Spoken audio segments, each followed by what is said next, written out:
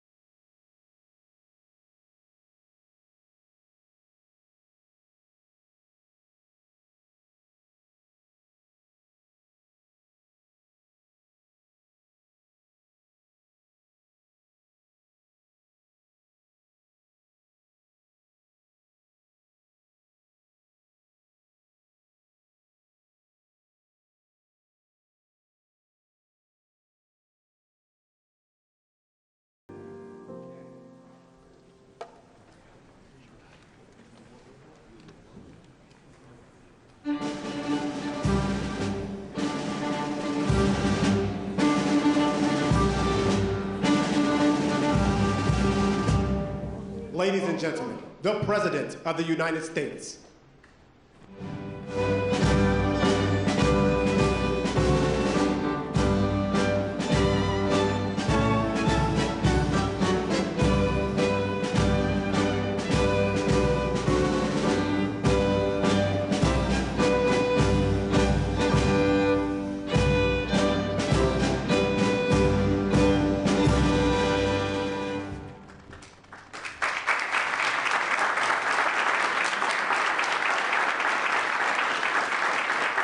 Thank you very much.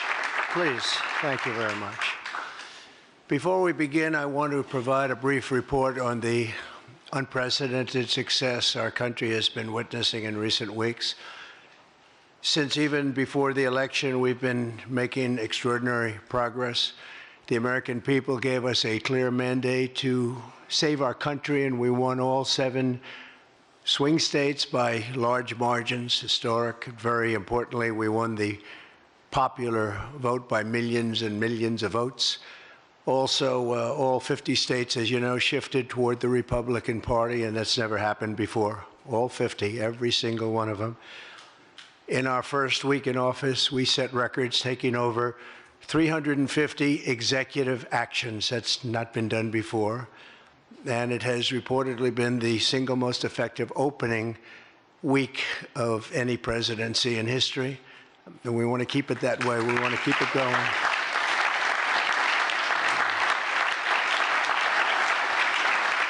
We want to keep it going. We've broken from decades of failed Washington policies and restored common sense and sanity to our government. We've unleashed American energy, and we've already achieved record low illegal immigration. As you see, there's nobody trying to get in. And that's what we've been waiting for a long time, and gotten woke ideologies out of our government and out of our military. The water has now begun flowing in California as we continue to increase the flow in coming days. Nobody's seen anything like that. And I've also taken strong action to regain control of the Washington bureaucracy.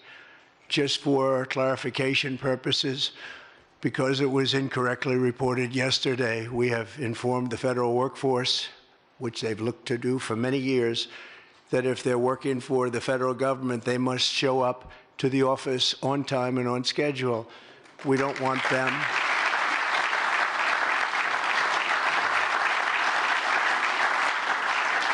We don't want them to work from home because, as everyone knows, most of the time they're not working, they're not very productive. And it's unfair to the millions of people in the United States who are, in fact, working hard from job sites and not from their home. As federal employees, they must meet a high standard. They're representing our government. They're representing our country. If they don't agree by February 6th to show up back to work in their office, they will be terminated, and we will therefore be downscaling our government, which is something that the last 10 presidents have tried very hard to do but failed. Most of the people we're talking about have not been going to their federal offices in many, many years, from even before COVID.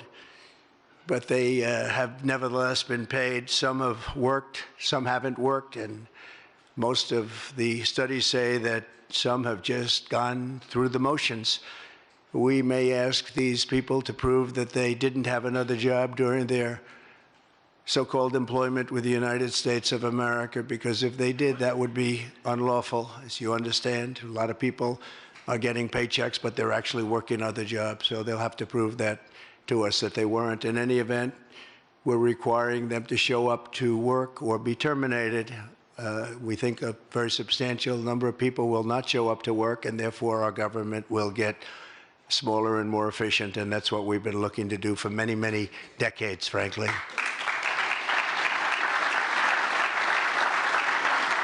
Thank you.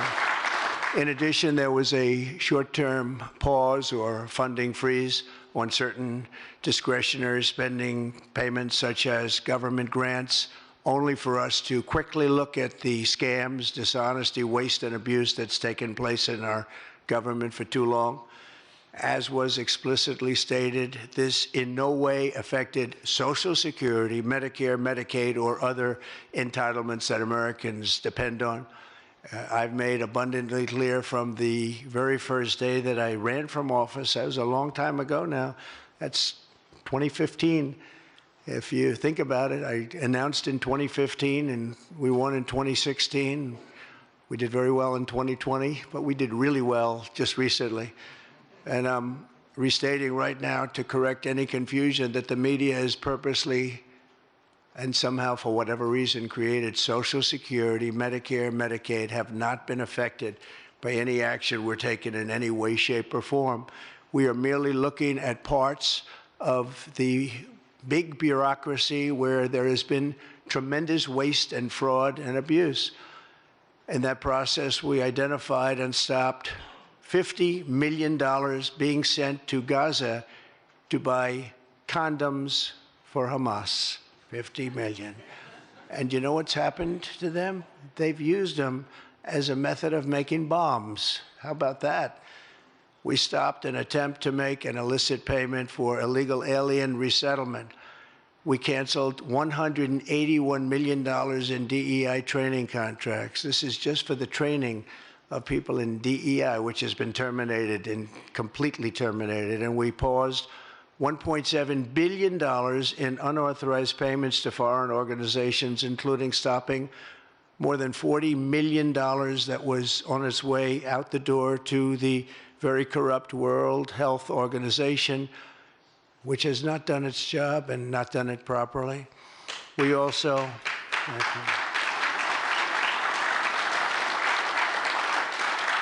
We also blocked $45 million for diversity scholarships in Burma. 45, that's a lot of money for diversity scholarships in Burma. You can imagine where that money went.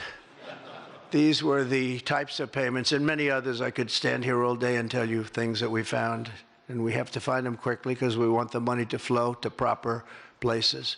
But these were the payments and types of payments affected by the temporary freeze, and the American people strongly support these efforts. I talked about it during the campaign, and they voted for us in record numbers. Every single day, we're now putting America first and fighting to get the most out of every single tax dollar for our great citizens. We've gathered this afternoon to take another historic action, however. In a few moments, the Laken Riley Act will become the very first bill that I proudly sign into law as the 47th President of the United States.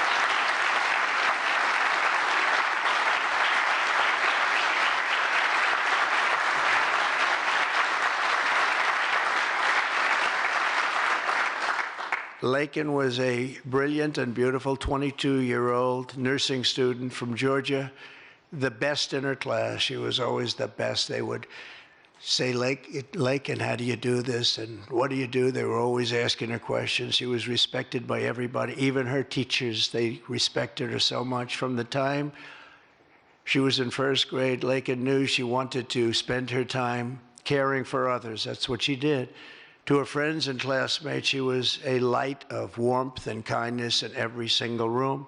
To her parents and family, she was everything in the world. They've had a miserable period of time. Just after 9 a.m. last February 22nd, Laken went out for a jog on the campus of the University of Georgia, but she was just never returned. She never came back, did she, huh?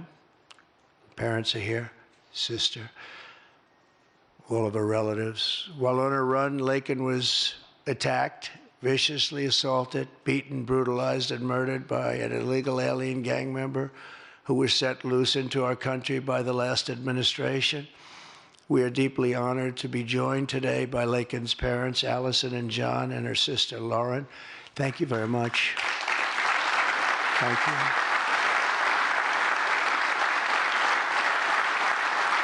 So sad. We were together right after that happened, and it's a tremendous tribute to your daughter, what's taking place today. That's all I can say, but it's so sad we have to be doing it at all. Thank you very much for being here. To Laken's family, we will keep Laken's memory alive in our hearts forever, everyone's hearts. With today's action, Her name will also live forever in the laws of our country, and this is a very important law. This is something that has brought Democrats and Republicans together. That's not easy to do. Laken did it. Laken did it. America will never, ever forget Laken Hope Riley. The vicious criminal who murdered Precious Laken was an illegal alien member of the barbaric Venezuelan prison gang known as Tren de Aragua.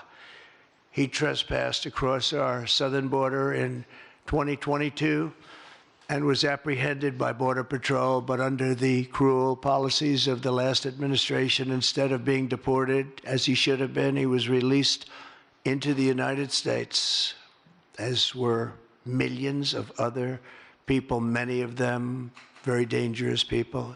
And you see what we're doing? We're getting them the hell out of here.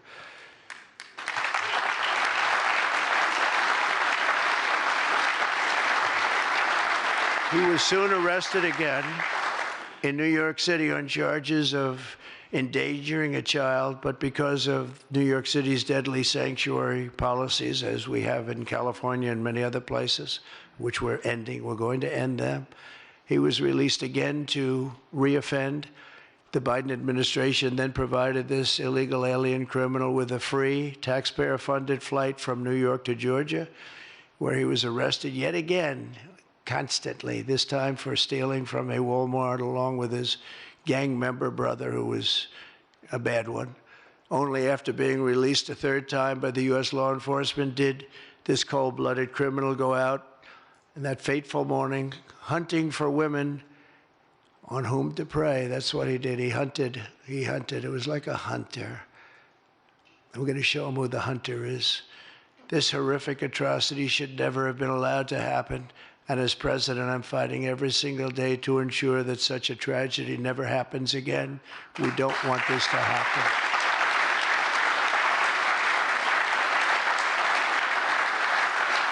And under the law, thank you.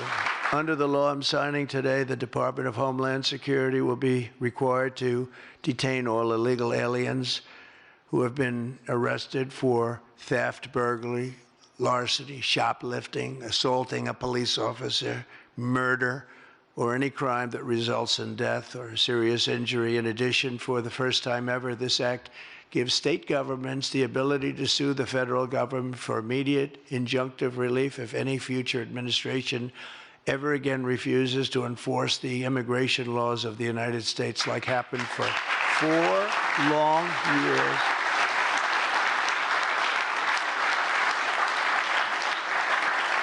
And that was happening for 4 long years, frightful years.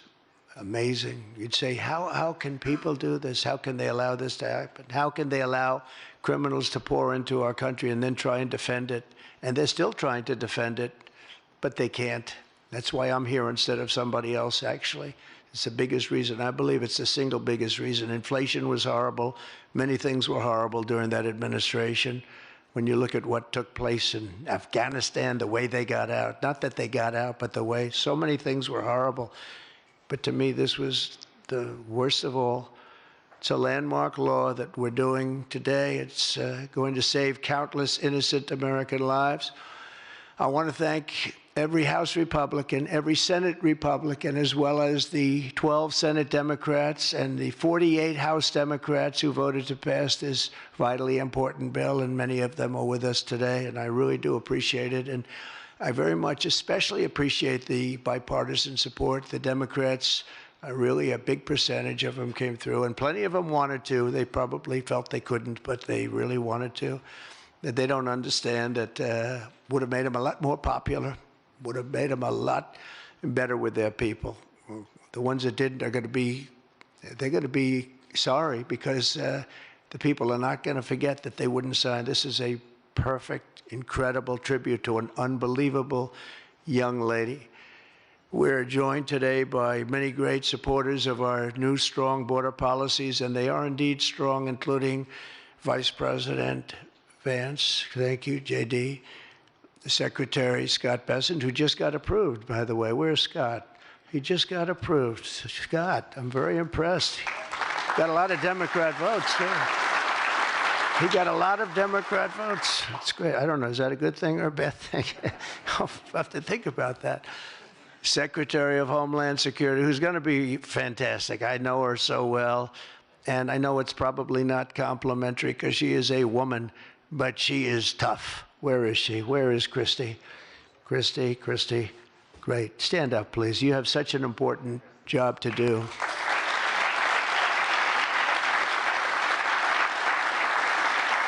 Really great. Thank you very much. And don't let that look fool you. That look is, she's tough, and she cannot stand what she's having to sit here and even listen to this today. Another one who's done a job like nobody that I've seen in a long time, Tom Homan. He's my friend, but he is something special. He's something special. Great. And Tom and Christy, the numbers are unbelievable. What's happened? It's like just shut down. Nobody thought that was even possible. It's just shut down. They showed an area that a year ago had thousands and thousands of people rushing into our country. And today there was nobody there. It was like a beautiful sight. And also Senate Majority Whip John Barrasso. Great guy, great guy. Thank you, John. And I also want to thank the bill sponsors, Senator Katie Britt. Katie, thank you, Katie. And Congressman Mike Collins. And Mike, you were fantastic from Georgia. He took this, he loves his state, and he took this very personally. So it's, thank you very much, Mike. As well as Senate Judiciary Committee Chairman Chuck Grassley. Chuck is here someplace. Chuck, thank you very much. You look great. And House Judiciary Committee Chairman Jim Jordan, who's a special guy, special man. And House Homeland Security Committee Chairman Mark Green. Thank you very much. Thank you, Mark. And we have many other congressmen and senators, but I'm not going to introduce because this is about your daughter. This is about something that's so important, and we're going to just go along. Thank you also. We have to say Burt Jones is in the room, and Burt is your lieutenant governor, and he was on this like you wouldn't believe. Thank you very much. I see you sitting there. Thank you very much. So we have state, local officials, we have law enforcement organizations, we have everybody. Most of them are in the room or represented in the room, and they're incredible people, and I've never seen them come together like they have for this. I've done many of these, not of this kind, but different bills, different passages having to do with many different things, from homeland security to inner security to taxes to 50 different items. I've never seen such support as you have today and as your great daughter has today. So I've never seen anything like it. And we have to thank your daughter for that, because she's going to save a lot of lives. She's going to be responsible for saving a lot of lives. So I'd like to just say to the Angel families, I've been with them and they've been with me from 2015 when I first got this crazy idea in my head to run for president because we can do better as a country. I want to thank so many of the people that are here that have been the angel moms, and we call them angel moms, but they're angel families, fathers and sons and daughters, but they've suffered tremendously like you have for no reason whatsoever. I want to thank Alexis Nungari, the mother of 12-year-old Jocelyn Nungari, murdered last summer by 2 illegal alien gang members released into the United States by Joe Biden's open border stupid policies. And thank you very much, Alexis. I want to thank you very much. We had an amazing trip, and it was really special to meet you and your family. Appreciate it very much. So sad we have to be here, frankly. And Jocelyn, as you know, is in our hearts, as she was then. It was an amazing day we had, a great day. But it was a day of celebration of somebody that unfortunately won't be with us. But she is with us now, you know that. Here also is Patty Morin, the mother of Rachel Morin, killed 2 years ago by an illegal alien who was let into our country by the last administration's ridiculous, weak policies. Open border, can you imagine? When I heard open border, I said, oh, that's terrible. They're going to release their prisons all over the world. They're going to release their prisons into our country. That's exactly what happened. Patty is joined by Rachel's brother, Michael, Rachel's daughter, Clementine, and sister-in-law, Shannon. Thank you all for being here. We appreciate it very much. Thank you very much. Thank you. With us as well is the loving family of Kayla Hamilton, a 20-year-old girl murdered in July 2022 by the MS-13 illegal alien gang member who is violent, vicious, and they knew it, and they didn't do anything about it. And I want to thank you to Kayla's mother, Tammy, and her grandmother, Kathy, and her stepfather, Jeremiah, very much. And finally, I want to thank others who have also suffered this horrible scourge that goes on with young people being killed, and other people too, but young people, largely young people being killed. Thank you to Scott Root, the father of Sarah Root, killed at 21 years of age. Think of that, 21, by an illegal alien. Shouldn't have been in our country, would have never been in our country if we were here. What a sad thing. To each of these angel families, we love you and we stand in awe of your courage and your strength. It's the toughest thing anybody has to go through. Many of the angel families here today were betrayed by the last administration and with its heartless and foolish and really very, very arrogant and very, very dumb policies. Policies that aren't even believable when you talk about common sense. I say we're the party of common sense, but the Democrats also, they have plenty of common sense, and that's why so many are here today and so many supported what we're doing. The very government that was supposed to protect their daughters instead opened our borders and transported the world's most dangerous criminals straight into their communities. They came from prisons and jails and insane asylums and mental institutions from all over the world, not just South America. People think South America. They come from all over the world. They come from every continent. And they came here by plane, and they were loaded onto buses, and they were driven right up to our border, and they drove right through the border, and nobody even said a word to them. And in those buses and those cars and those trucks were some of the meanest criminals anywhere in the world. As of last September, 425,000 illegal alien criminals were roaming free, including 13,099 convicted illegal alien murderers, of which about almost 50% killed more than one person, and they were roaming all over the country in our farms, in our cities. Under the Trump administration, we're moving with urgency and speed to get these vicious and violent criminals the hell out of our country and to restore law and order to our suburbs, our cities, and our towns. And we're going to do it with Tom and with Christy and with all of the people that are working so hard on this. This week, compared to a comparable time a year ago, think of this, the number of illegal border crossers has already fallen by more than 100%. And because the election was coming, they started getting a little bit tougher on the border. They tried to follow our policies, and they did much better, but it still was horrible. The numbers were still horrible, so that's 100% over those. They only did it because of the election, so they knew what they were doing was wrong. And those who do cross the border, and you're seeing that every time, all you have to do is turn on your television set or pick up a newspaper, or read any form of new media, because we have a lot of new media today, fortunately, that's letting the word get out. But they're watching these people be captured and removed from our country. ICE arrests have risen by 15 times in just a short period. And over the past 8 days, the heroes of ICE and Border Patrol, we can never forget Border Patrol. Those people, I've gotten to know so many of them. Our border czar, as you remember, never went to the border and never made a phone call. She was the border czar. She never made one phone call. They went to the heads of the border. They went to the heads of ICE. Did you ever get a call? No. And she admitted she never made one call, but she was the border czar. And that's exactly what our border was all about. The heroes of ICE have arrested thousands and thousands of illegal alien criminals, including hundreds of gang members, traffickers, child predators, terrorists, and murderers. For the first time in history, we're loading dangerous and illegal aliens into military aircraft and flying them back to the places from which they came. You probably read about Colombia 2 days ago. They said, no, we're not taking them. I said, we're going to take them. You're going to take them. You're going to like it, too. You're going to take them.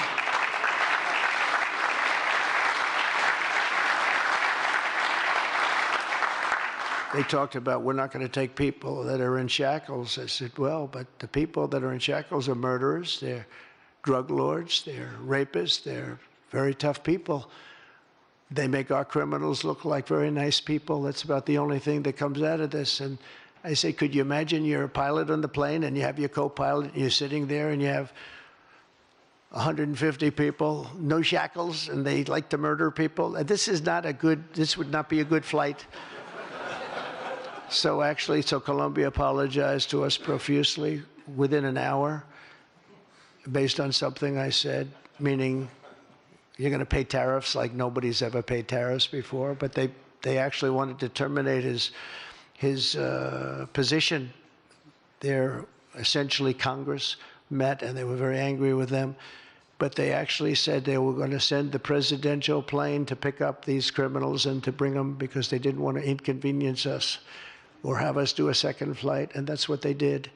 And I appreciate it, and I do appreciate the people of Colombia are wonderful people, and the representatives really acted well, and I appreciated they took back that tough talk. But, you know, we may have tough talk from others, but it's not going to mean anything. They're going to all take them back, and they're going to like it, too. They're going to like it. They're going to take it back, and they're going to like it. Today, I'm also signing an executive order to instruct the Departments of Defense and Homeland Security to begin preparing the 30,000-person migrant facility at Guantanamo Bay. Most people don't even know about it. We have 30,000 beds in Guantanamo to detain the worst criminal illegal aliens threatening the American people. Some of them are so bad we don't even trust the countries to hold them because we don't want them coming back, so we're going to send them out to Guantanamo. This will double our capacity immediately, right? And that's a tough place to get out of. Today's signings bring us one step closer to eradicating the scourge of migrant crime in our communities once and for all. And it was just it's just an unforced error that we even have to be doing this. Now we need Congress to provide full funding for the complete and total restoration of our sovereign borders, as well as financial support to remove record numbers of illegal aliens. And these are illegal alien killers, criminals at levels that nobody's ever seen before. And you would have known that, and you were there when I said it. I said everybody that's bad is going to be thrown. If you look at Venezuela, Venezuela's crime is down 77% because they've taken their gang members, their prisoners, their drug dealers, their drug lords. They've shipped them all into the United States. Many other countries, their crime is way down, and our crime is not doing well. But we're going to have it do really well very soon, and we're shipping all these people back where they came from. And now, before I sign the Laken Riley Act into law, I would like to ask Laken's really incredible mother, who I've gotten to know. A very sad day I got to know her. But this is an amazing tribute to an amazing young person. And if you could come up, Allison, and say a few words, that would be great. Thank you very much.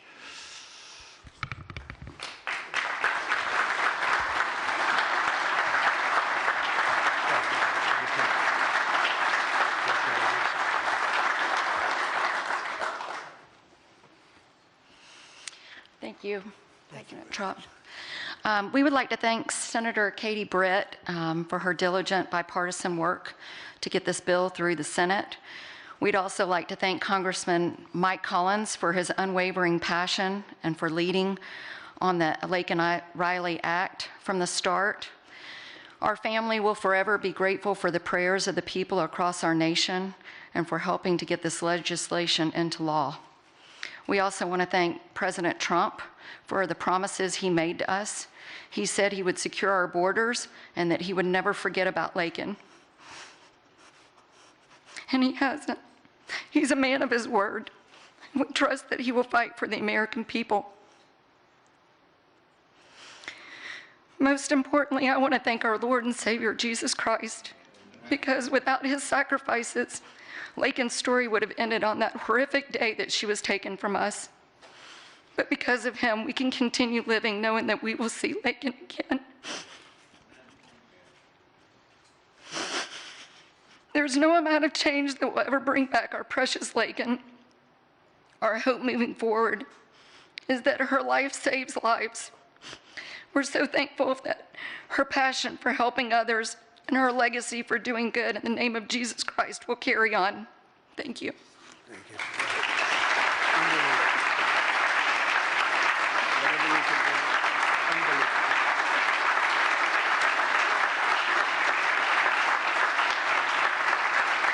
Come on, why don't you stand right behind me? Stand right over here.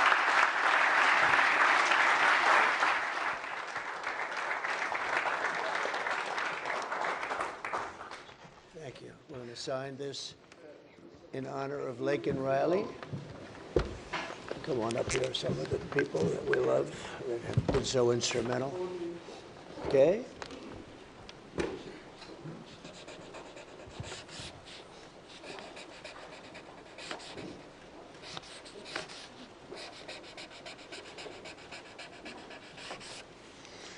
Okay.